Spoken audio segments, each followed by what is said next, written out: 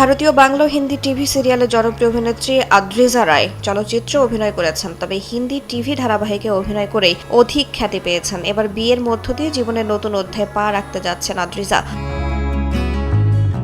ভিঘ্নেশ আইয়ার নামে এক যুবকের সঙ্গে দীর্ঘদিন ধরে চুটিয়ে প্রেম করছেন তিনি। এবার প্রেমিককে সামাজিক স্বীকৃতি দিতে যাচ্ছেন আদ্রিজা। আগামী 25 জানুয়ারি মুম্বাইয়ে ভিঘ্নেশের ফার্ম হাউসে পারিবারিক আয়োজনে তাদের বাগদান সম্পন্ন হবে। বিয়ের বিষয়ে আদ্রিজার ঘনিষ্ঠ এক সূত্র বলেন, আদ্রিজা তার ব্যক্তিগত জীবন সবসময় একটু অন্তরালে রাখতে পছন্দ করেন, তবে এই খুশির খবরটি তিনি আর বেশি দিন লুকিয়ে রাখতে চাননি।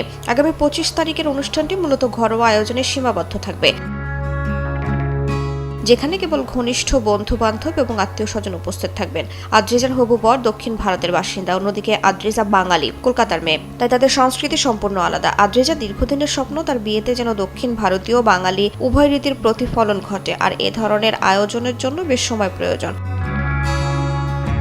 সবকিছু ঠিকঠাক গুছিয়ে আগামী 2-1 বছরের মধ্যে বিয়ের পিঁড়িতে বসার কথা রয়েছে বলেও সূত্রটি জানায়। এর আগে এক সাক্ষাৎকারে আদ্রিজা জানান, এক বন্ধুর পার্টিতে ভিঘ্নেশের সঙ্গে প্রথম আলাপ হয় আদ্রিজার। প্রথম দেখাতেই একে অপরের ব্যক্তিত্ব তাদের বেশ ভালো লেগে যায় এবং আদ্রিজার সম্পর্কে জানার জন্য আগ্রহ প্রকাশ করেন ভিঘ্নেশ।